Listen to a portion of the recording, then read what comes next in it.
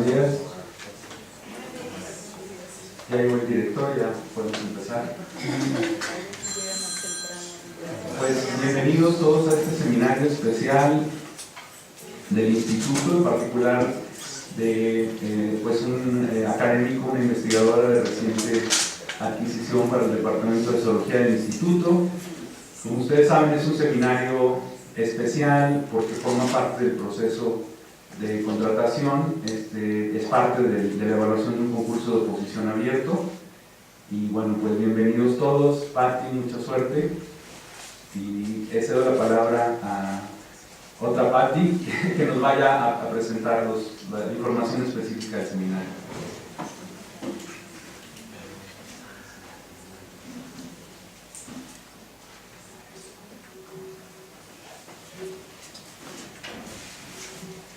Buenos días y bienvenidos a este seminario extraordinario. Antes de comenzar voy a hacer 3 anuncios. El primero es de seguridad. En caso de siniestro, la mitad del auditorio evacúa por esa puerta y la otra mitad evacúa por esta puerta. Las personas sentadas en las esquinas cercanas a las puertas son las encargadas de abrir por completo ambas puertas. El segundo es para recordarles que por favor apaguen sus celulares o los pongan en silencio. Y el tercero es para recordarles que tenemos programados seminarios todos los martes y jueves de este mes. Y bueno, procederé con la presentación de nuestra ponente del día de hoy. El día de hoy es un placer presentarles a la doctora Claudia Patricia Ornelas García, quien desde enero del 2016 se incorporó al Instituto de Biología como investigadora asociada C de tiempo completo. Su línea de investigación es la sistemática molecular y genética de poblaciones en peces de agua dulce. Es bióloga por la Universidad Autónoma de Querétaro, cursó un diplomado de estudios avanzados en la Facultad de Biología de la Universidad Complutense de Madrid, en España, y posteriormente en la misma institución obtuvo el grado de doctora en el Programa Europeo en Biología de la Conservación. Su experiencia laboral incluye un año dentro del programa de cátedras de jóvenes investigadores CONACYT en la Universidad Autónoma de Querétaro, 2 estancias postdoctorales, una en la Universidad Autónoma de México y otra en la Universidad Autónoma de Tlaxcala. Su trabajo ha sido reconocido mediante el otorgamiento de diversas distinciones, entre las cuales se encuentran la incorporación al programa de estímulos de iniciación de la carrera académica para personal de tiempo completo, nivel B dentro del programa de primas al desempeño de personal académico de tiempo completo y pertenece al Sistema Nacional de Investigadores como nivel 1. Ha realizado diversas estancias de investigación en instituciones de renombre, entre las cuales destacan el Barry C. Clay Institute of Neuroscience, la Universidad de Cincinnati, el Instituto Max Planck y el Museo de Ciencias Naturales de Madrid. Ha publicado una gran cantidad de artículos en revistas indizadas tales como PeerJ, Ecology and Evolution, Zootaxa, Molecular Phylogenetics and Evolution, Molecular Ecology, entre otras. Y participa de forma muy activa en la docencia impartiendo cursos a nivel licenciatura y posgrado, así como en la formación de recursos humanos, dirigiendo tesis de licenciatura, maestría y doctorado. Sin mayor preámbulo, los dejo con la doctora Patricia Ornelas.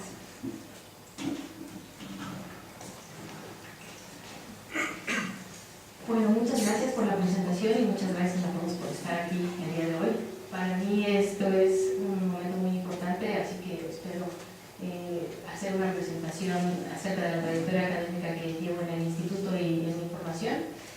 Como lo sugerimos en un inicio, el proyecto, la línea de investigación que a mí más me ha interesado es justamente la sistemática de la biología de la conservación de los peces de agua dulce, como comentaba Patti hace unos momentos, y ahora les presentaré algunos de los trabajos que justamente versan al respecto de esta línea de investigación, que son estos procesos microevolutivos que han marcado la relación con la cladogénesis y la historia evolutiva de algunos peces de agua dulce en México. La charla la he dividido en 3 secciones. La primera es una breve introducción acerca de la biodiversidad que encontramos en los peces de agua dulce y algunos ejemplos tanto de escalas macroevolutivas como de escalas microevolutivas en el estudio de esta diversidad de los peces de agua dulce. Y Vamos a comenzar justamente con explicar por qué los peces de agua dulce son un buen modelo para explorar la diversidad en los vertebrados. Como pueden ver en esta diapositiva, el 50% de los vertebrados están relacionados justamente con los peces, y de esta diversidad es impresionante la cantidad de peces de agua dulce que podemos encontrar. El 45% de la diversidad de estas especies corresponde con peces de agua dulce, a pesar de que solamente el 0.02 del recurso del agua es ocupado por estos peces.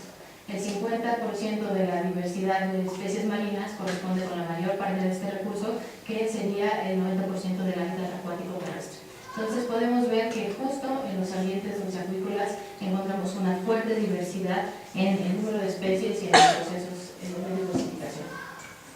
México no es la excepción de esta diversidad. Somos el país en la región de Norteamérica con más especies descritas, 532 especies para la región, y de las cuales podemos encontrar que 6 órdenes dentro de los peces de agua dulce recuperan el 90% de la diversidad de estas especies. El orden Cyprinodontiformes es el orden que tiene más especies dentro de los peces de agua dulce, seguido por los Perciformes según Nelson, los Cipriformes según Betancourt, incluyendo a las mojarras o a estos cíclidos que encontramos altamente diversificados en África y en América.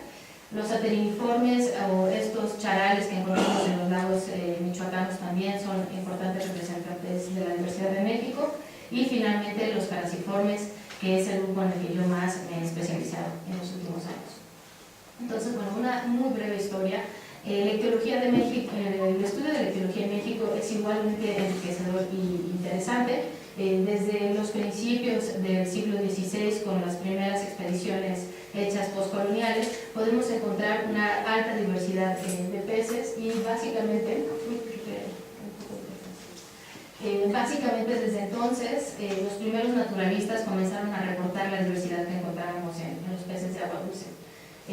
Algunas expediciones hechas explícitamente para describir esta diversidad han incrementado de manera muy importante en los registros y en los registros históricos y en los datos de diversidad para la diversidad mexicana, y entre ellos encontramos las primeras expediciones reales científicas, en donde Mociño y Martínez fueron de los primeros en registrar o en llegar a hacer unos catálogos de diversidad de especies de agua dulce en México. Aquí en esta línea del tiempo encontramos también nombres bastante conocidos como Valenciennes, Linneo, Cuvier, en donde todos ellos han contribuido de manera muy importante al estudio de la biodiversidad de peces de agua dulce. Y hay un parteaguas definitivamente en cuanto a la descripción de especies y al conocimiento que vino con Luis Agassiz, francés emigrado a Estados Unidos y que formó una fuerte escuela de ictiólogos que continuarían con el estudio de los peces de agua dulce en México.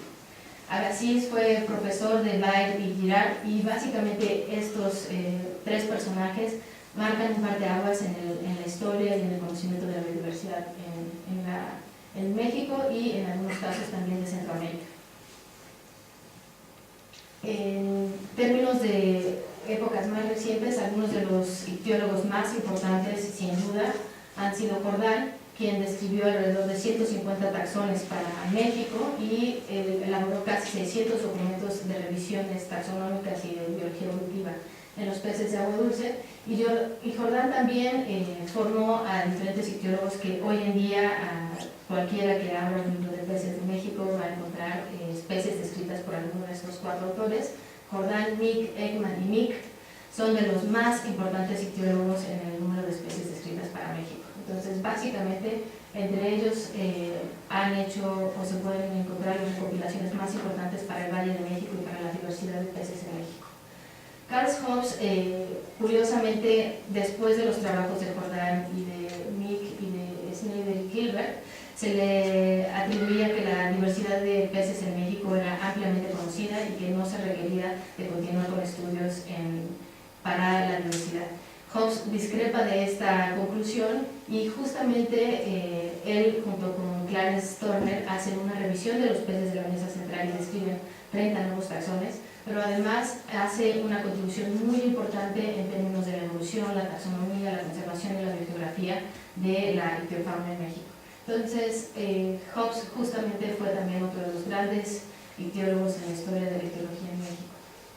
Al final de esta línea temporal podemos ver nombres reconocidos no solo para México, sino para Centroamérica, entre los que se incluyen Rosen, Minkley, Barbour. Todos ellos han sido grandes taxónomos y han descrito una gran diversidad de peces de agua dulce. La historia de la ictiología en México es igualmente rica y encontramos ictiólogos con afinidades y aficiones muy diversas.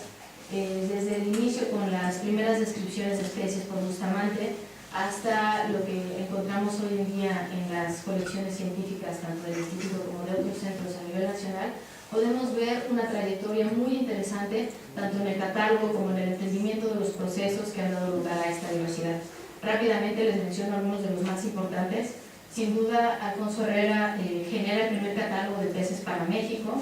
Posteriormente, de Buen, un emigrado español, forma escuela en México en el Instituto Politécnico Nacional y obviamente en la escuela michoacana o en la Universidad Michoacana, en donde hacen extensivos estudios acerca de los aterinópsidos y de los rodeidos. Álvarez de Villar, estudiante de Buen, también contribuye de manera muy importante en el conocimiento de la ictiofauna en patrones de diversidad y sistemática, además de generar las primeras o unas de los primeros claves taxonómicas para la identificación de familias y de especies. Y como resultado, Álvarez de Villar también forma a una gran cantidad de ictiólogos que fueron importantes para México. El doctor Salvador Contreras, en el norte del país, también hizo importantes contribuciones a la diversidad de peces en México y formó a diferentes ictiólogos que hoy en día son bastante reconocidos. El doctor Díaz Pardo fue estudiante del doctor Álvarez de Villar, formado también en la Escuela Nacional de Ciencias Biológicas del Politécnico, y también ha contribuido de manera muy importante en el estudio de la sistemática y de la evolución de los peces de agua dulce. Y de forma más reciente, o bueno, desde contemporáneos algunos hasta más recientemente, el doctor Espinosa Pérez ha contribuido de manera muy importante en el conocimiento que tenemos de los peces de agua dulce para México, no solamente en el número de especies o en los catálogos que ha generado de diversidad en el país, sino en el número de registros y los patrones biogeográficos que hoy en día podemos reconocer. Junto con su línea de investigación, ha habido grandes personas al lado de él que han contribuido en el enriquecimiento de este conocimiento de la biodiversidad, entre los que encontramos a investigadoras como Leticia Huidobro o María Teresa Gaspar, que han contribuido también en el conocimiento de esta diversidad ictiológica en México. El doctor Castro Aguirre fue otro de los grandes ictiólogos mexicanos que básicamente contribuyó en el conocimiento de los peces marinos, y como estudiantes tuvo al doctor Juan Jacobo Schmitter, que en unos inicios comenzó con peces marinos, pero posteriormente continuó con el estudio de peces de agua dulce y hoy en día es uno de los que más ha contribuido en la sistemática y taxonomía de diferentes grupos. La doctora Rodríguez, en el Colegio de la Frontera Sur, fue estudiante o exalumna del doctor Díaz Pardo y ha contribuido también de manera muy importante en la sistemática y en la evolución de los peces de agua dulce en México. Entonces, bueno, el interés general en mi charla es conocer justamente los patrones de diversidad y aquellos procesos que han determinado estos mecanismos que dan la diversificación en diferentes escalas, tanto en escalas microevolutivas que conciernen básicamente a estos procesos que tienen que ver con la transformación de caracteres, haciendo uso de la síntesis moderna en términos de estas variabilidad fenotípica o variabilidad genética en cambios aléricos y a niveles taxonómicos mucho más pequeños, y por otro lado los patrones macroevolutivos que tienen que ver con procesos que incluyen la diversificación a niveles taxonómicos más altos y cómo estos niveles taxonómicos más altos pueden verse afectados por procesos cladogenéticos de nacimiento o muerte de linajes. Y la especiación es justamente un lazo entre estos dos mecanismos en donde podemos abordarla a diferentes escalas, tanto macro y microevolutivas, en un contexto de la sistemática.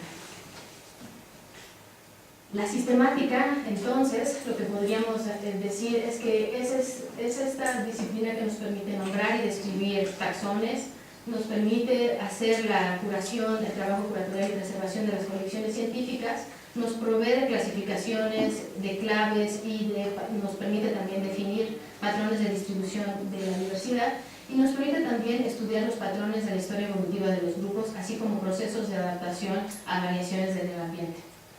Todo esto creo que es bastante interesante para los que estudiamos la diversificación y de manera particular, y utilizando o recordando esta frase del análisis hecho por Miller en la sistemática y el origen de las especies, es cierto que el significado que tienen algunas especies politípicas, algunos fenómenos de variación geográfica y diferencias en el aislamiento geográfico y de otros tipos de aislamiento han tenido un poco menos de atención de la que posiblemente merecerían. Entonces, en este marco es que me gustaría continuar con este tipo de fenómenos. Por otro lado, como les comenté al inicio, es cierto que muchas veces hacemos la relación entre la macro y la microevolución. Sin embargo, ya desde 1944, George Simpson habla de una extrapolación de los procesos microevolutivos a los mecanismos de macroevolución. Y en la síntesis moderna, Sewall Wright ya plantea justamente este tipo de mecanismos que pueden estar afectando estos procesos del paisaje adaptativo, o plantea esta hipótesis de paisajes adaptativos en donde tenemos crestas y valles relacionadas justamente con estas combinaciones en las frecuencias aléricas que permiten a una especie sobrevivir o a una población sobrevivir o extinguirse. Doshansky, a la par que lo propuesto por Simpson, sugiere que esta extrapolación o esta hipótesis de extrapolación es igualmente plausible a niveles macroevolutivos, sugiriendo incluso paisajes adaptativos a niveles macro, en donde de manera similar vamos a tener crestas y valles a niveles taxonómicos mayores, no solamente a niveles taxonómicos menores.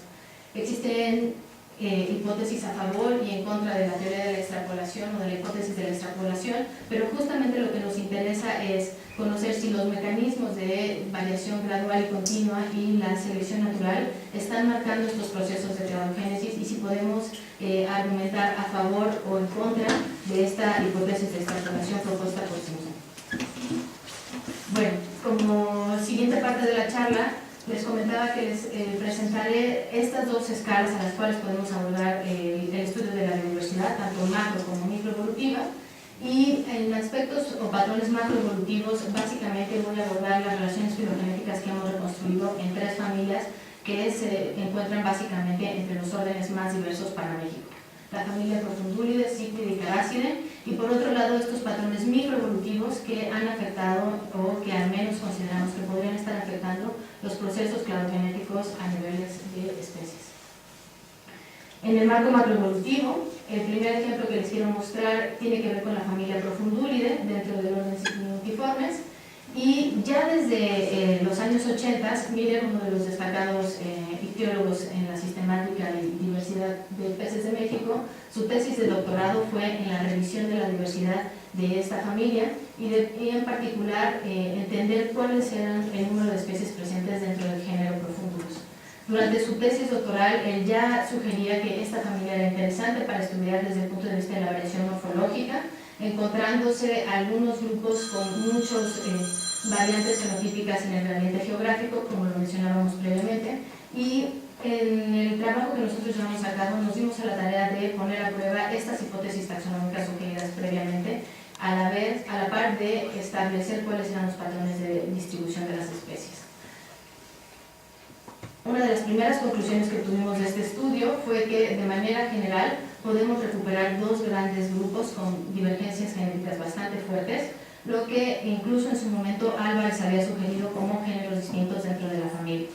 Estas dos líneas o dos clados bastante diferenciables, encontramos que en la mayoría de los casos tenían una relación con patrones biogeográficos o estaban distribuidos alopátricamente en su mayoría, y algunos taxones que habían sido sinonimizados previamente se recuperaban nuevamente como válidos, como fue el caso de Profundulus balsanos, y por otro lado encontrábamos taxones con altos porcentajes de divergencia, sugiriendo una mayor diversidad de la que se había propuesto originalmente. Como les comenté, uno de los objetivos de este estudio era poner a prueba las hipótesis taxonómicas que se habían sugerido previamente, y aquí les enseño justamente estos análisis de delimitación bayesianos, en donde pudimos recuperar casi el doble de especies de las que habían sido sugeridas previamente por Miller en sus trabajos, lo que nos indicaba que la diversidad de la familia estaba lejos de estar descrita y que requeríamos hacer más trabajo taxonómico. Por otro lado, en términos de biogeografía, incluso biogeografía comparada con otros taxones, la familia resulta muy interesante. Es una familia mayoritariamente endémica para México, y curiosamente los patrones de cladogénesis son coincidentes con otros vertebrados como son las tortugas, en donde los tiempos de cladogénesis y de diversificación son muy similares a los que encontramos dentro de la familia, por lo que nos hacía referencia a que efectivamente la zona en donde se originó esta familia ha marcado fuertemente la diversificación no solo en peces sino en otros grupos de vertebrados, y esto sería interesante abordarlo en el futuro. Resultado del análisis filogenético, nos dimos a la tarea de describir nuevos taxones, y esta es una de las especies que se han publicado resultado de esta revisión sistemática, y corresponde con la especie Profundus mixtlanensis, que se describió para la zona de la Mixteca, y la cual, como podemos observar, en relación a la especie simpátrica de Profundus oaxacae, que es esta especie que encontramos aquí, presenta claramente variaciones morfológicas importantes. Aquí les presento parte de esta variación que nosotros pudimos recuperar, en donde la diferenciación morfológica y la diferenciación genética sustentan que estos dos taxones están claramente diferenciados. ¿Qué estamos haciendo hoy en día? Hemos continuado con la revisión filogenética de esta familia, hemos aumentado la representatividad geográfica tanto en la vertiente del Pacífico como en la vertiente del Golfo, hemos incrementado de manera significativa nuestro conocimiento de las relaciones entre los grupos y entre las poblaciones de la familia, y actualmente consideramos que, de manera similar a lo que les había planteado en el trabajo filogenético anterior, la sistemática del grupo está lejos de estar completa. De forma similar, hemos continuado en esta familia haciendo análisis de variaciones morfológicas, en donde hemos evaluado no solamente a estas especies que consideramos distintas genéticamente, sino algunos de los polimorfismos planteados previamente por Miller, que podrían estar en algunos casos asociados a patrones de especialización ecológica o de divergencia adaptativa. El segundo estudio de caso tiene que ver con la segunda familia más diversa dentro del territorio, y nuestro que corresponde con la familia Cíclide. Dentro de esta familia hemos abordado la reconstrucción filogenética de dos géneros. Aquí les voy a presentar el primero, que es el género Eryctis. Como antecedente, en el año 2007 se había publicado una filogenia de todas las especies centroamericanas y de México, en donde de manera muy específica se habían recuperado ciertos grupos como monofiléticos, entre ellos este género Eryctis. Sin embargo, la representatividad geográfica y taxonómica del género era muy reducida, y aunque posteriormente a este trabajo se hizo una nueva delimitación, seguíamos teniendo huecos muy importantes tanto en la diversidad como en los patrones biogeográficos. En el 2016 publicamos este estudio, en donde de manera específica aumentamos el muestreo y consideramos un mayor número de taxa para el caso específico de este género, y gracias a estos resultados es que pudimos hacer la descripción de un nuevo género y una nueva especie.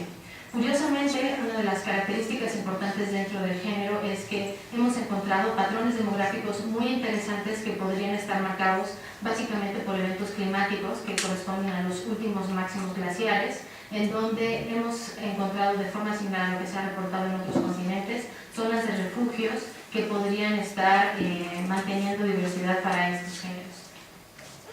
Aquí en esta diapositiva en esta imagen de la derecha, justamente podemos ver este tipo de patrones. Para la zona del Pánuco, o la cuenca del Pánuco, encontramos una gran diversidad de haplotipos, y en ambos géneros, tanto en Nosferatu como en Eryctis, lo que podría sugerir esto como una zona de refugio en los últimos máximos glaciares, no únicamente para cíclidos, sino que también hemos podido comprobar que esto es válido para otros grupos de peces.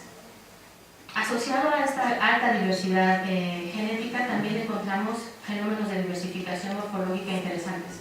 Como se ha registrado en los cíclidos, la diversificación trófica puede ser uno de los mecanismos que promueve la diversidad, y en todas las especies dentro del género encontramos polimorfismos que podrían estar relacionados a la exclusión competitiva o a interacciones interespecíficas que merece la pena continuar con el estudio.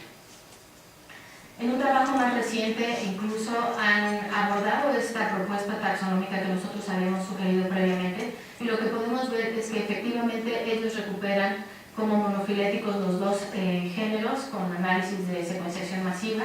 Y algo interesante que nosotros ya también habíamos encontrado en los trabajos previos es que puede haber zonas de contacto entre ambos en donde puede existir finalmente híbridos entre ambos. Como pueden ver, el área de distribución solapa grandemente entre ambos y podrían haber eventos de contacto secundario o híbridos entre los dos grupos. El segundo género que estamos abordando es el género Tolipis dentro de la familia, y esta placa muestra parte de la diversidad morfológica que encontramos para este género.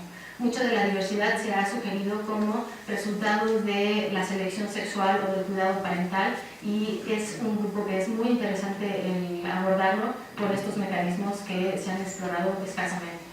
Pero lo más interesante es que aún no contamos con una reconstrucción filogenética inclusiva de todas las especies y de un área de distribución lo suficientemente grande que nos permita poner en contexto evolutivo este tipo de adaptaciones.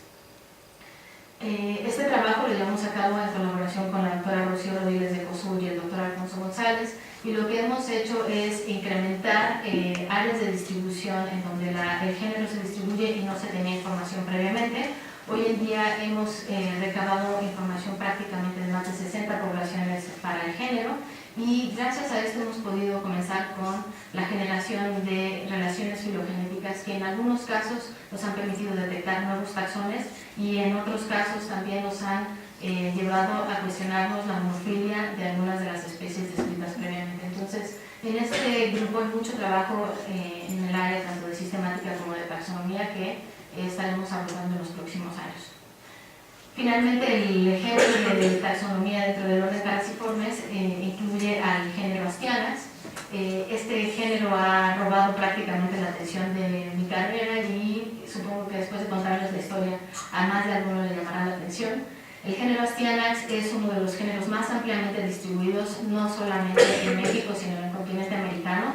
Es un género que se había sugerido desde Brasil o desde Argentina hasta Estados Unidos. Estos géneros de muy amplia distribución, obviamente con toda esta revolución de la sistemática, se han ido separando en diferentes géneros, y Astyanax no es la excepción. Actualmente existen trabajos que sugieren que podrían corresponder a géneros distintos, pero una cosa muy interesante es que dentro del género, además de esta amplia distribución, encontramos una altísima diversidad morfológica que ha sido sugerida como plasticidad. Aquí en esta lámina podemos ver algunas de las especies descritas para este género, en donde encontramos, por ejemplo, formas relacionadas con cenotes como es Astyanax altior, formas relacionadas con bajas concentraciones de oxígeno como es el caso de Astyanax armandoi, o formas claramente diferentes que se han adaptado a los ambientes de cuevas como es el caso de Astyanax cordayi. Todos estos fenotipos están distribuidos en México y han sido sujetos de estudio en diferentes perspectivas. En este análisis filogenético que hicimos, básicamente lo que nos llevó a concluir es que el género Astyanax es altamente plástico y que la reconstrucción filogenética no se corresponde con la variabilidad morfológica. Pero de manera más interesante es que algunas formas han evolucionado en paralelo en diferentes linajes de la historia evolutiva de Astyanax. Tal es el caso de las formas ciegas, en donde las encontramos en dos linajes distintos, pero también es el caso de algunas formas lacustres, como es el caso del género Brahmocarax, que se había descrito para diferentes sistemas de lagos, como el lago Catemaco, o en la zona de Candelaria en Guatemala, o en los grandes lagos de Nicaragua. Todas estas formas lacustres se habían diferenciado tanto morfológicamente que se habían sugerido como géneros distintos, y lo que nosotros pudimos recuperar es que efectivamente corresponden con morfos que han evolucionado de manera independiente dentro de la historia evolutiva de Astyanax. Esta falta de correspondencia morfológica con la historia filogenética también la pudimos observar en algunos de estos polimorfismos que les había descrito previamente, como la adaptación a bajas concentraciones de oxígeno o como las formas que habitan en cenotes. Todos estos prácticamente no se diferencian genéticamente de una forma mucho más generalista y que se encuentra ampliamente distribuida como es Astyanax aeneus. Sin embargo, de forma general, lo que sí vemos que se correlaciona con los patrones de cladogénesis en el género Astyanax son los patrones biogeográficos. Desde la historia o desde los primeros eventos de colonización desde Sudamérica hacia Norteamérica, la Sierra de Perijá es uno de los primeros fenómenos vicariantes dentro del género, y posteriormente el cierre del Istmo de Panamá como el eje volcánico han marcado de manera directa la cladogénesis de este grupo. No solo se puede explicar la diversificación del género hoy en día por estos fenómenos cladogenéticos o vicariantes, también encontramos algunos procesos de dispersión, pero que justamente en el caso de los linajes viejos en México se distribuyen disjuntamente o disyuntamente en toda el área de distribución del género Astyanax. Entonces, es interesante Astyanax justamente por esto, porque podemos tener una combinación tanto de eventos vicariantes como de fenómenos de dispersión que darían lugar a los procesos de cladogénesis presentes. La segunda parte de la charla tiene que ver justamente con estos fenómenos microevolutivos y cómo estos han marcado los fenómenos de cladogénesis. Y en esta parte la verdad es que tenemos investigación en curso que resulta bastante interesante, al menos para mí, en entender estos procesos graduales y continuos desde un contexto microevolutivo y cómo estos podrían estar afectando a la diversificación de algunos grupos. Quiero comenzar con uno de los estudios más antiguos en mi carrera, que tiene que ver con la tesis de licenciatura. Ese trabajo hecho dentro de la familia Rodriguez, que son estos peces vivíparos que se distribuyen en la mesa central de México. Este trabajo básicamente lo que nos interesaba era abordar desde el punto de vista de la conservación una especie que había visto reducida su distribución en un 70% y que nos llevamos una grata sorpresa, o bueno, más bien una interesante sorpresa cuando tratamos de descubrir qué era lo que estaba pasando. Como les decía, la especie Stypheia bilineata se distribuía históricamente en 17 sitios y en trabajos mucho más recientes únicamente la logramos recolectar en 4 zonas de colecta. La principal causa era la pérdida del hábitat y lo que nosotros esperábamos era ver señales claras de pérdida genética en estas poblaciones remanentes de Astyanax, de Stypheia. Esto no fue así y lo que encontrábamos era una alta diversidad genética dentro de las especies o dentro de las poblaciones remanentes. Como podemos ver en estas flechas, las heterocigosidades observadas estaban por encima de lo que esperaríamos en especies que habían sufrido estos fuertes cuellos de botella o pérdida de hábitat. Incluso probamos todos estos fenómenos y lo que nos dio el trabajo fue básicamente que esta historia de diversidad genética estaba debida a procesos tanto históricos como recientes. Por un lado, la especie Stypheia bilineata históricamente se había distribuido tanto en la zona media de la cuenca del Lerma-Chapala como en la cuenca endorreica de Cuitzeo. Los datos mitocondriales sugerían justamente tener estos dos grupos genéticos, en donde Cuitzeo era claramente distinguible a la zona media de la zona media del Lerma. Pero la construcción de un canal de riego puso en contacto estos dos linajes históricamente reconocibles y debido a esta conexión reciente durante los años 60 encontrábamos que esta conexión entre la población del río Grande de Morelia y Salamanca habían entrado en un contacto secundario, lo que había aumentado de manera muy importante la diversidad genética que encontrábamos entre estas dos poblaciones. Este mecanismo sin duda alteró en términos reales la diversidad con la translocación de estas dos poblaciones, y lo que sugerimos es que a la par que podría estar sucediendo en esta especie podría haber pasado en otros grupos de peces de agua dulce. El segundo ejemplo que les quiero poner de divergencia adaptativa o de estos patrones microevolutivos tiene que ver con la adaptación en los ambientes de cuevas. Astyanax mexicanus, que es la sardinita ciega, es uno de los modelos más importantes hoy en día para estudiar procesos de adaptación local bajo condiciones ambientales contrastantes. Nosotros hemos abordado esta problemática desde un enfoque evolutivo, ya que muchos de los trabajos que se están haciendo en este grupo han sido desde el punto de vista de biología evolutiva y sin tener en el contexto la historia evolutiva de estos grupos, lo que ha llevado en algunas ocasiones a sugerir que algunas adaptaciones a las cuevas en realidad podrían ser el resultado de una historia filogenética completamente distinta. Entonces, el ponerlo en un contexto evolutivo resulta muy interesante. Nosotros desde el trabajo del 2008 hemos estado trabajando en hacer una propuesta filogenética incluyente o robusta que nos permita justamente estimar el tiempo y el modo de la adaptación a estas cuevas, y hemos desarrollado diferentes proyectos y estamos en curso en algunos de ellos. Pero de manera más específica, lo que se ha sugerido para las cuevas es que la adaptación a las poblaciones troglobias, o estas adaptaciones troglobias, han surgido al menos en dos episodios distintos: en un linaje viejo y en un linaje nuevo desde poblaciones de superficie. Estos fenómenos de evolución en paralelo se han explorado desde muy diferentes enfoques, desde biología evolutiva, desde biología del desarrollo y obviamente desde la diversidad genética y polimorfismos morfológicos. Nosotros en el trabajo del 2008 sugeríamos que la historia estaba parcialmente contada cuando hablábamos de estos polimorfismos y estas adaptaciones, y que podría ser que la historia fuera un poco más compleja de lo que se había sugerido. Hoy en día, aquí en el instituto hemos comenzado con la caracterización de estos polimorfismos y de esta historia filogenética dentro del género, y en particular dentro de estas dos poblaciones troglobias, en donde hemos muestreado alrededor de 25 poblaciones de cuevas y más de 50 poblaciones de superficie en esta zona, con el único interés de hacer una propuesta robusta de los tiempos y del modo de colonización de las poblaciones de cuevas.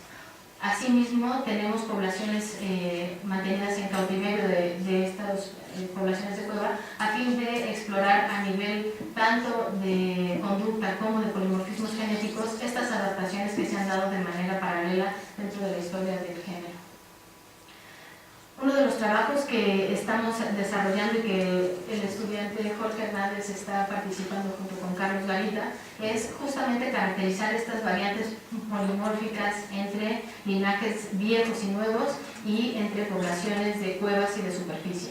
Y aquí les presento un ejemplo de esta variabilidad que podemos ver claramente, en donde para aspectos de ecología trófica o morfología trófica lo que tenemos es básicamente que dentro del linaje nuevo las diferencias en la morfología de la premaxila y de la maxila, que forman parte de la mandíbula superior, en los peces vemos cambios drásticos entre ambos ambientes. Para las cuevas, obviamente la forma y la forma de los dientes, no solamente la forma de la premaxila, sino también la forma de estos dientes, varía de manera considerable con respecto a su población de superficie. Lo mismo nos pasa con este otro hueso de la maxila, en donde podemos encontrar también variantes muy específicas para las poblaciones de cuevas y superficies. Esto lo encontramos de manera repetida en el linaje viejo, en donde efectivamente podemos encontrar polimorfismos relacionados a estas variantes de cuevas con respecto a las variantes en superficie. Otro de los proyectos que tenemos ahora mismo en curso tiene que ver con un proyecto de caracterización de polimorfismos genéticos, y es básicamente la evolución de pigmentos visuales o de rodopsinas. Los pigmentos visuales entre los vertebrados son una de las moléculas más conservadas y resulta poco parsimonioso, al menos es lo que está reportado en la literatura, la pérdida de la función de estos genes. Sin embargo, los primeros trabajos de transcriptómica llevados a cabo dentro de Astyanax, lo que se observó fue que la rodopsina es una de las primeras que se expresa diferencialmente entre los fenotipos troglobios versus los fenotipos de superficie, lo que nos llevó a plantear este proyecto. ¿Qué está pasando? ¿Por qué se deja de expresar la rodopsina? Y si hay variantes a nivel de secuencia, o si esto podría ser debido a regiones reguladoras que no tienen que ver con la variación en estos pigmentos. Entonces, bueno, para abordar esta pregunta tuvimos que hacer dos trabajos a la par. Por un lado, reconstrucción de las relaciones filogenéticas para poder hacer una corrección de estas variantes en las moléculas de los pigmentos visuales, y fue parte de la tesis de licenciatura de un estudiante de Querétaro, la tesis de Andrea García, en donde nos interesaba justamente llevar a cabo esta reconstrucción de los linajes nuevos y viejos para poner en un contexto evolutivo, y por otro lado, ya a nivel específico, la variación que encontrábamos en la rodopsina entre las poblaciones de cueva y superficie. Lo que encontramos interesante fue que no todas las secuencias de rodopsina habían perdido la función, sino que en su mayoría eran funcionales, excepto en la población de escondido, que es una población de cueva, en donde la mitad del gen presentaba una deleción, lo que hacía a la proteína no funcionar. Pero una característica interesante fue que la diversidad aumentaba en las poblaciones de cuevas y en contraste con las poblaciones de superficie, lo que nos ha hecho sugerir que podríamos estar ante un mecanismo de relajación de la selección estabilizadora que ahora mismo estamos en proceso de probar. La segunda cosa interesante es, como les comentaba, tenemos polimorfismos relacionados a los linajes a nivel de la secuencia y algunos polimorfismos relacionados al ambiente. Esto es muy importante, el poder diferenciar entre ambos, porque previamente no se tenía este contexto evolutivo a la hora de la interpretación de cuáles eran polimorfismos relacionados con la adaptación a la cueva y cuáles eran los polimorfismos relacionados a los linajes evolutivos del grupo. Esto sin duda ha marcado una diferencia en el entendimiento de los procesos de diversificación y de los mecanismos que subyacen obviamente a esta variación a nivel de adaptación local. Otro de los trabajos que ya hemos podido, está sometido pero ha sido aceptado para su publicación en la revista PGA, es un trabajo reciente sobre la interacción entre el microbioma y el huésped. Una cosa que nos interesaba es qué era el papel del microbioma en la adaptación a los ambientes contrastantes, y en particular el microbioma del estómago en poblaciones de superficie versus poblaciones de cuevas. Entonces, este trabajo lo propusimos con base en antecedentes en donde se había sugerido que efectivamente la dieta era importante en la determinación del microbioma del estómago. Y es el caso de lo que encontraron en ciprínidos en China, en donde básicamente cada uno de los grupos tróficos presentaban diferentes grupos o diferentes composiciones microbianas en el intestino. Sin embargo, las conclusiones no son tan directas. En algunos casos se ha sugerido, como en el caso de los microbiomas en peces marinos y de agua dulce, que no existe una relación incluso a este nivel de ambientes salinos versus ambientes dulceacuícolas. Y el otro de los casos en especiación ecológica del Corecoccus, en donde también presentan aspectos tróficos diferenciales, no había diferencias en el microbioma intestinal. Entonces teníamos evidencia en las dos direcciones y nos interesaba ponerlo a prueba en el trabajo o en el modelo de Bastianos mexicanos. Para lo cual hicimos uso de la plataforma IonTorrent y exploramos 7 regiones hipervariables a fin de conocer la diversidad en estas regiones. Hoy en día se ha sugerido que es una buena aproximación el tener diferentes regiones en lugar de utilizar solo una región, ya que esto nos permite aumentar la ventana de diversidad o del posible grupo de bacterias que podríamos estar recuperando. Entonces, esta metodología actualmente está siendo muy reconocida en diferentes campos. Entonces, como les decía, comparamos una población de cuevas, que es la cueva de Pachón, con 2 poblaciones superficiales. Y, contrario a lo que esperábamos, no existe una correspondencia entre el ambiente y la diversidad del microbioma. ¿A qué me refiero? A que las dos, bueno, estas 4 primeras barras corresponden a la diversidad del microbioma en poblaciones de superficie y las últimas 2 a poblaciones de cueva. Y lo que vemos es que el ambiente no determina la diversidad del microbioma, al menos no estos 2 ambientes contrastantes, sino, como lo vimos un poco más adelante, está en función de características de concentración de oxígeno. Incluso, pero bueno, aunque no tenemos una reconstrucción concordante con el ambiente y la diversidad del microbioma, sí que encontramos algunas pistas que podrían estar relacionadas con las diferencias en el metabolismo que encontramos entre poblaciones de cuevas y superficie. Y aquí incluso en el microbioma basal lo que vemos es que las proporciones a nivel de género sí que son distintas entre los diferentes grupos que estamos examinando, cosa que sería muy interesante explorar más adelante, ya que entre las poblaciones de cueva y superficie lo que se ha detectado es que el metabolismo de lípidos y de carbohidratos difiere importantemente y el microbioma se ha sugerido importante en ambos casos de metabolismo. En este ordenamiento lo que vemos es una historia similar a lo que les había comentado antes. Vemos agrupadas, en este caso agrupamos la diversidad microbiana con respecto al ambiente, a las características ambientales, y entre estas características ambientales consideramos la fisicoquímica del agua, y la única variable que se mostró como importante en la clasificación fue la concentración de oxígeno, siendo mucho más baja en esta población de superficie y en las cuevas con respecto a la población de rascón. Y es básicamente esta variable lo que muestra los principales grupos obtenidos en la comunidad microbiana. Entonces, este resultado es bastante interesante y en este análisis de agrupación jerárquica encontramos algo similar. Las poblaciones de Pachón, que es la cueva, se unen o se mezclan con estas poblaciones de superficie y están bien relacionadas con bajas concentraciones de oxígeno. De manera general, en este trabajo lo que pudimos concluir es que el microbioma de Astyanax, tanto de cueva como de superficie, incluye grupos que han sido ampliamente reportados en peces de agua dulce y en ambientes acuáticos, como son las protobacterias, las actinobacterias y los firmicutes. Por otro lado, encontramos que aunque no existe una correlación entre el ambiente de cueva y superficie, sí que tenemos algunas señales que nos marcan la pauta para continuar investigando el papel del microbioma en el metabolismo de algunas moléculas, como pueden ser los lípidos y los carbohidratos, y que son las variables fisicoquímicas las que más estarían determinando la diversidad de ambos microbiomas. Finalmente, estas líneas estamos continuando esta investigación y será qué hacer para los próximos años. Otros de los trabajos que tenemos en curso dentro del género Astyanax en cuevas es, justo como les comentaba, una reconstrucción filogenómica utilizando genotipado por secuenciación, en donde el estudiante Marco Garduño, que es estudiante de maestría, está comenzando con este proyecto, y también la caracterización del morfoespacio y la señal filogenética de esta entre ambientes contrastantes, que es básicamente entre poblaciones de cueva y superficie. Bueno, para concluir la charla les quiero hablar de un ejemplo que ha sido básicamente la línea de investigación de los últimos años. Tiene que ver con la variabilidad y la diversidad que encontramos en el género Astyanax, pero asociado a los ambientes lacustres. Como les decía, tenemos eventos de evolución en paralelo, tanto en las cuevas como en ambientes de lagos.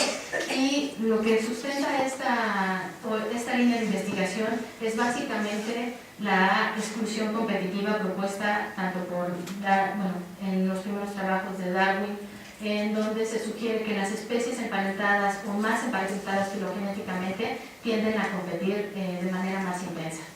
Entonces, estos trabajos, hay tanto trabajos a favor y en contra de esta exclusión competitiva, y en una revisión reciente lo que se ha sugerido es que efectivamente en las especies filogenéticamente más cercanas la intensidad de competencia es mayor y la divergencia adaptativa nos permite reducir esta competencia entre especies cercanamente relacionadas.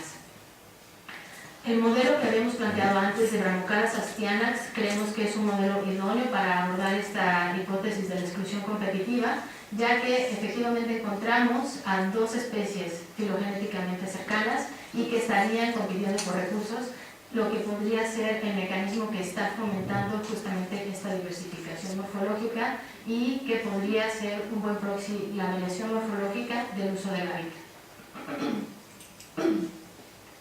Por lo tanto, hemos explorado esta variación morfológica lacustre a diferentes escalas. La primera tiene que ver justo con la caracterización de la variación morfológica y lo hemos hecho en diferentes sistemas.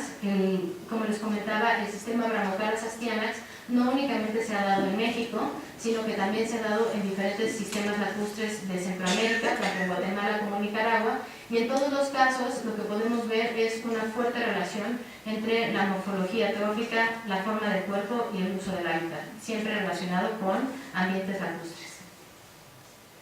Entonces, bueno, aquí en estas radiografías lo que quiero estresar es esta fuerte diferenciación morfológica, casi tan fuerte como la que podríamos encontrar en las cuevas. Sin embargo, en este caso estamos hablando de otro fenómeno ecológico.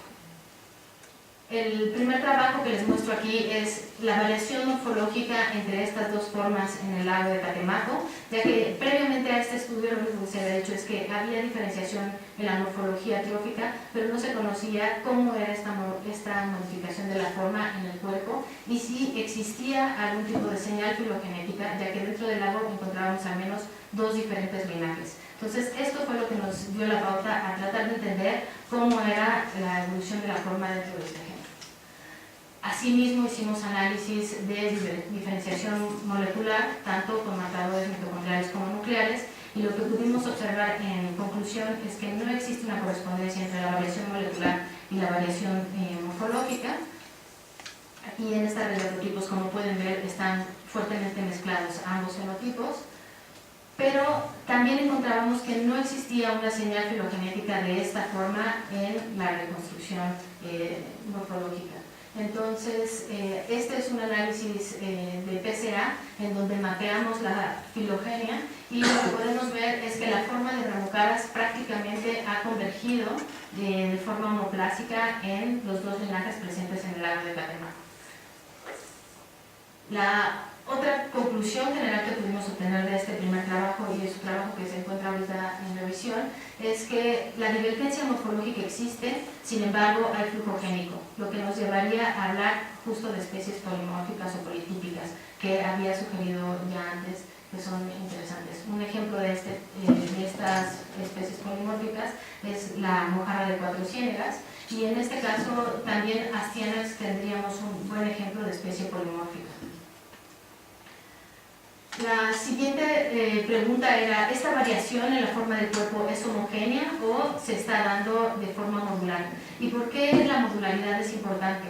Se ha sugerido que la evolución modular permite de alguna manera que se aumente la diversificación morfológica, en las cuales de manera independiente dos estructuras pueden variar y reducir el efecto pleiotrópico entre ellas.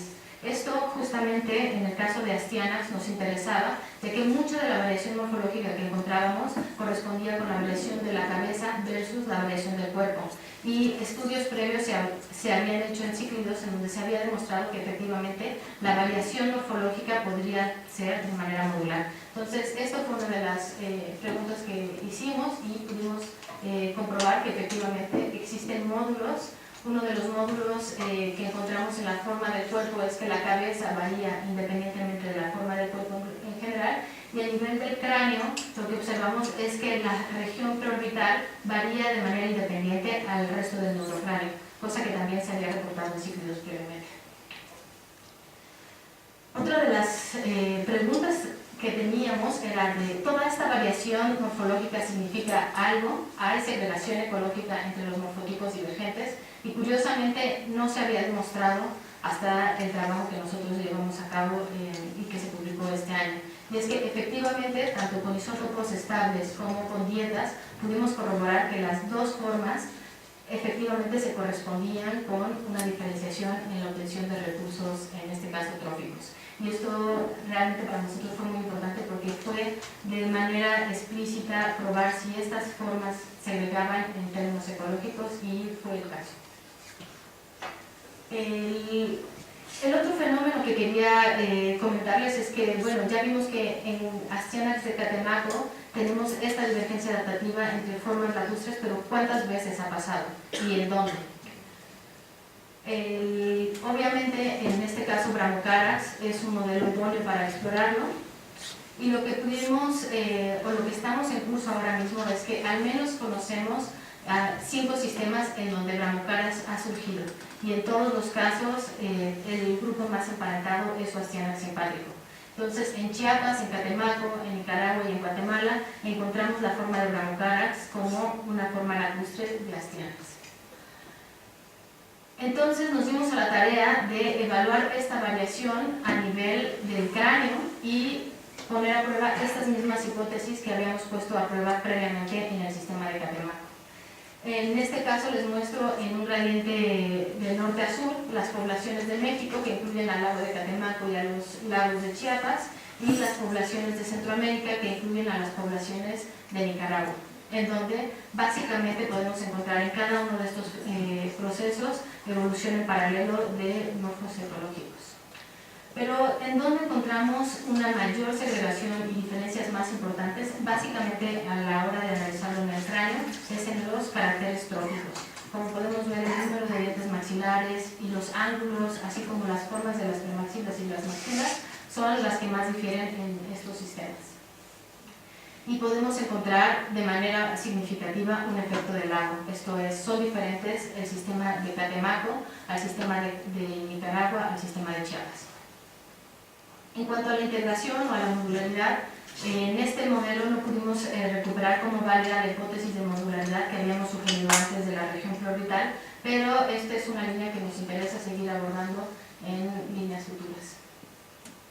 Y bueno, uno de los trabajos que publicamos recientemente en el laboratorio, que fue el trabajo de un estudiante de doctorado, de Carlos Garita, es justamente recuperar esta caracterización de fenómenos de evolución en paralelo de la morfología, en donde en este análisis podemos ver en los puntos blancos esta forma de Bramocharax y en los puntos negros la forma de Astianax. Y básicamente no se alcanza a apreciar, pero aquí tenemos triángulos y aquí círculos que corresponden al sistema. De forma similar a lo que les había comentado en la morfología en 3D, lo que se obtuvo en este estudio fue que el lago tiene un efecto importante en la variación morfológica. Esto es, las formas simpátricas son más similares entre sí que las formas alopátricas, pero curiosamente existe un fuerte fenómeno de especiación en paralelo de características tróficas y en este caso asociadas con la morfología de la premaxila y de la maxila. En términos de diversidad o de segregación o reproducción y flujo génico entre estos morfotipos divergentes, encontramos una historia similar a la que encontrábamos en Catemaco, al flujo génico entre las dos formas, cosa que de principio siempre decepciona, pero rápido uno se recupera y trata de entender qué es lo que está pasando para ver realmente cuáles son estos mecanismos. Y entre lo que nos hemos propuesto es explorar a nivel de la expresión génica qué podría estar por debajo de esta variación fenotípica que observamos entre la forma de Bramocharax y Astianax.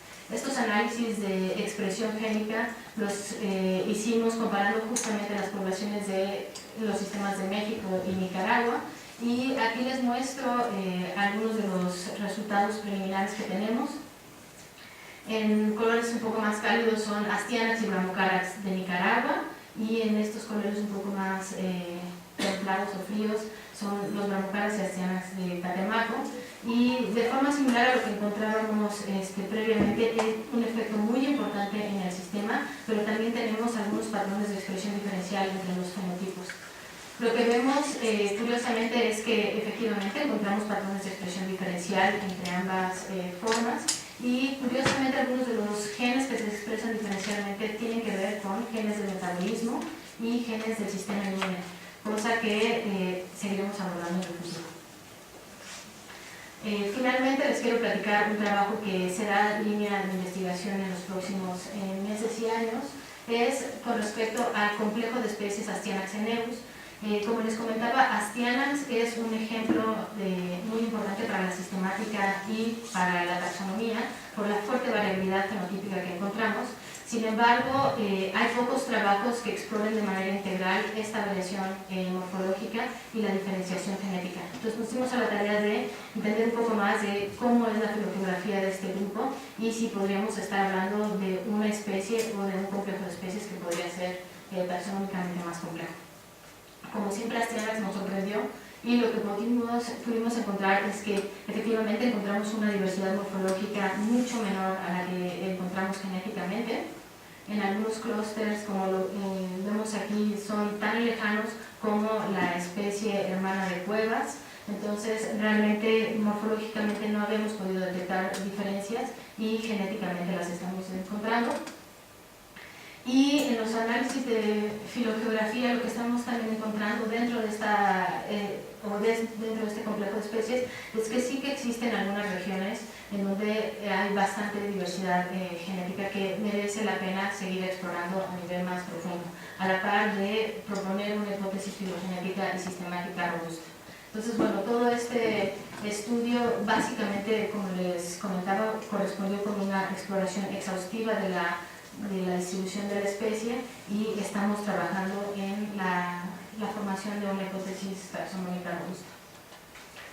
Quiero cerrar con esta diapositiva porque básicamente creo que en prácticas de pasillo y lo que hemos comentado algunos de los colegas en el instituto es que existe una necesidad genuina en entender este mecanismo o este vínculo entre la micro y la macroevolución. Y justamente la genómica, y en este sentido los trabajos que estamos desarrollando, creo que nos permiten abordar de manera integral estas dos perspectivas y poner a prueba hipótesis propuestas ya más de 60 años, como la hipótesis de la extrapolación, en donde se sugiere que son estos mismos mecanismos microevolutivos los que podrían estar promoviendo la cladogénesis en escalas macroevolutivas. Y la genómica, a través de la reconstrucción filogenética, así como la detección de ciertas regiones que podrían estar sujetas a selección, sin duda nos abren esta puerta para conocer más a fondo de cuáles son estos mecanismos que están promoviendo la diversificación y cómo podemos entenderlos en un contexto evolutivo. Bueno, en este caso, por el tipo de presentación que es, voy a hacer una muy breve reseña de la historia curricular y básicamente lo que les quería comentar es cuál ha sido en los últimos años la productividad científica. En total cuento con 19 artículos publicados en revistas indizadas, un artículo aceptado y uno enviado.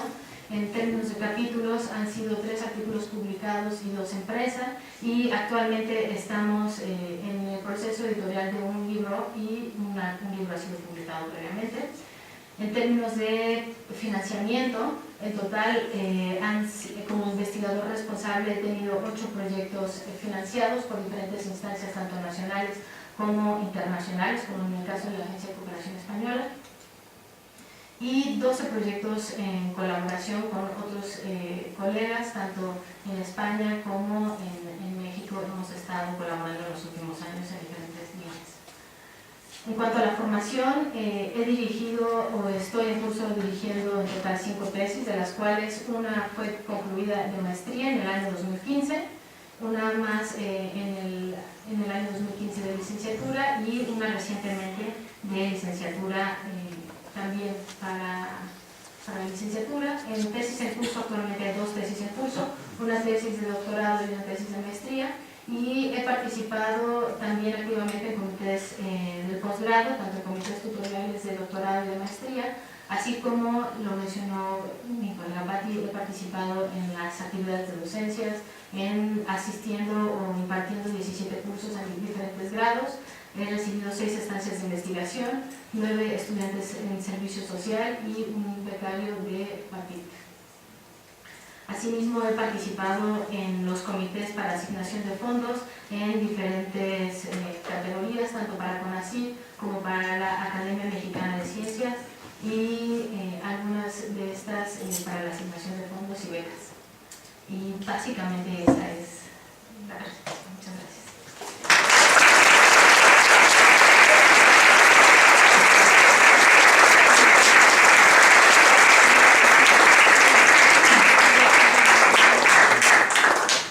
Muchísimas gracias por una presentación tan completa y tan interesante. Tenemos tiempo para dudas o preguntas.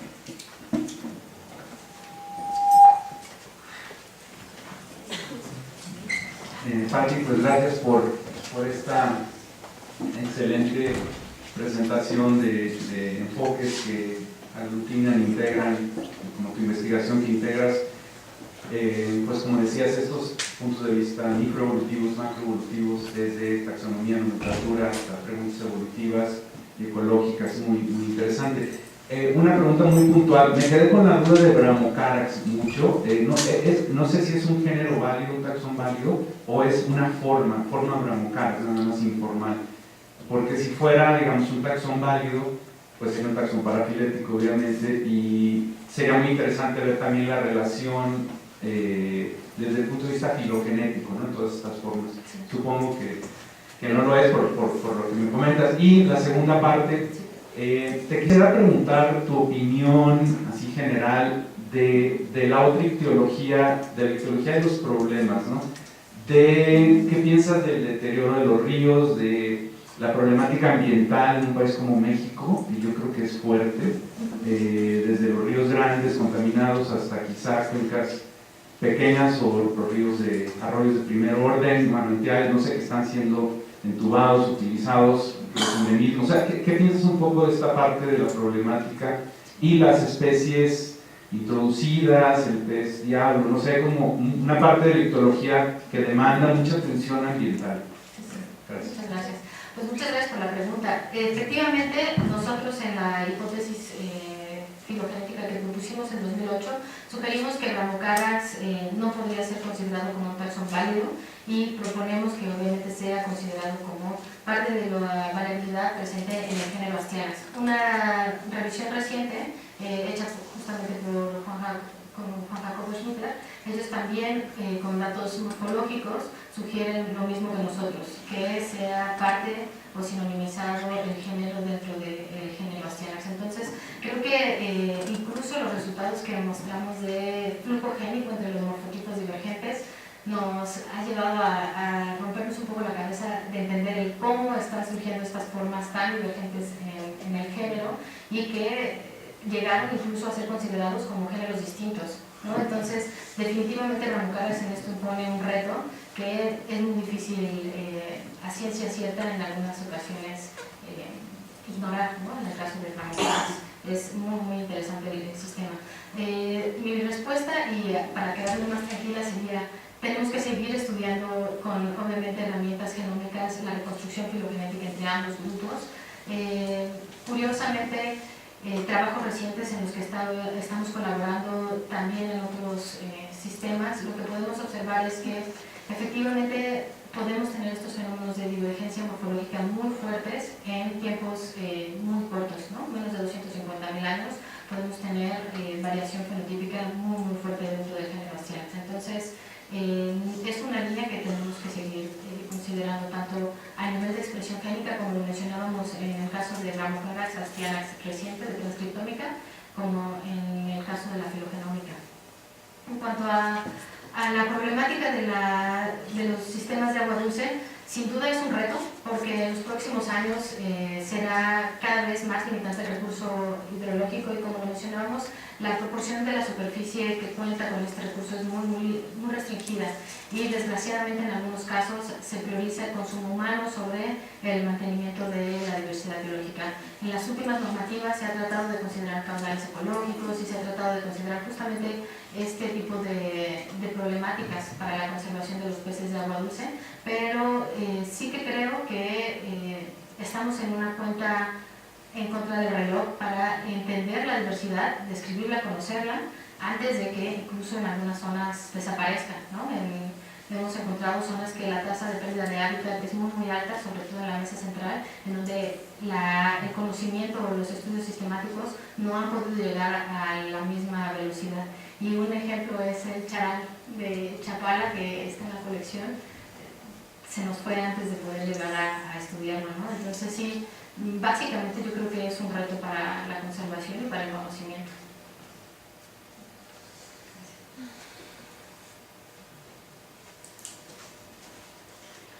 Doctor, hay otra pregunta, me gustaría hacerle. Bueno, Pati, muchísimas felicidades por este seminario. Más que una pregunta, es un comentario que voy a hacer.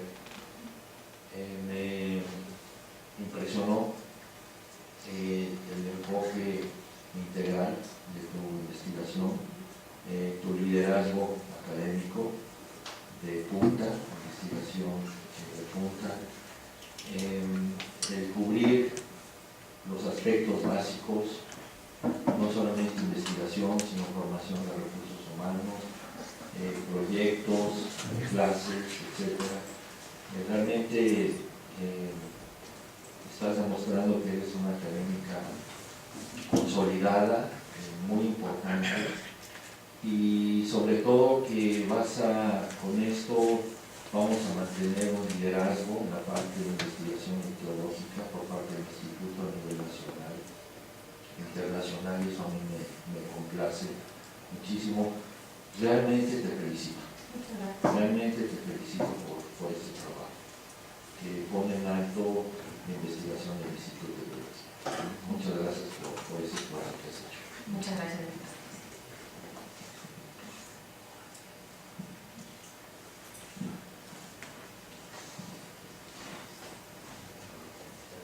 ¿Ya no hay preguntas?